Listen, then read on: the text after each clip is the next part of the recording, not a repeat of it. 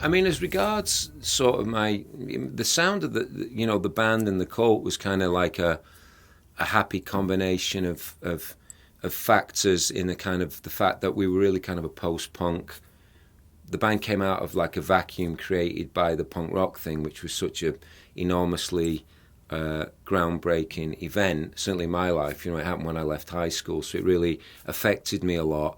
And Ian, we're both really fans of punk rock. I mean, we're rock fans in general, but we certainly are very...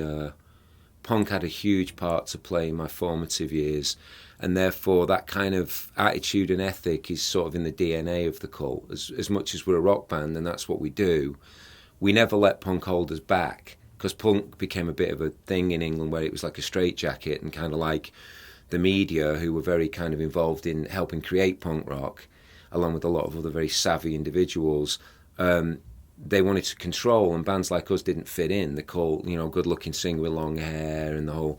We wanted to do guitar solos in our music and be free to just be creative, and there seemed to be all these rules and regulations and all these So the guitar thing for me was just like a way of trying to find my identity. Up until that point, I'd been more influenced. As a young player, you're always trying to be like, it's ridiculous when you think about it. I really just would have given anything to be Johnny Thunders. I use the guitar picks that I do right now because Johnny Thunders gave me one at the lobby of a gig in England.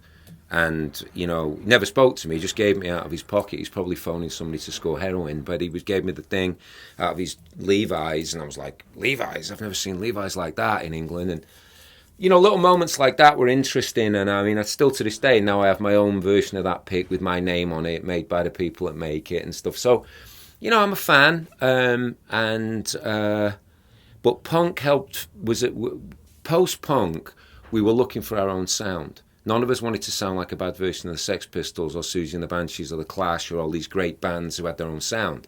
We wanted to create our own sounds, and part of that for me was exploring different guitars. I was fascinated by the white Falcon, and I'd always seen it with Neil Young.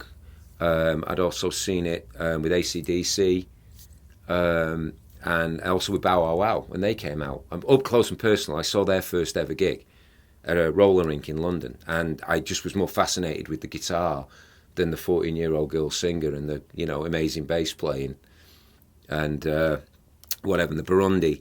And that was what was going on. So it's kind of a long-winded thing, but the Gretsch thing was just me trying to experiment with a sound and try and find something unique to be creative with and make my own sound with Ian that we could identify as the cult sound, So that's kind of it. And the final thing on that was, at that time in London, there was a big thing with rockabilly. The Stray Cats had come to London, and they were a huge part of it as well. There was kind of this weird, like, what we used to call psychobilly, which is very aggressive rockabilly with kind of like punk guys playing rockabilly.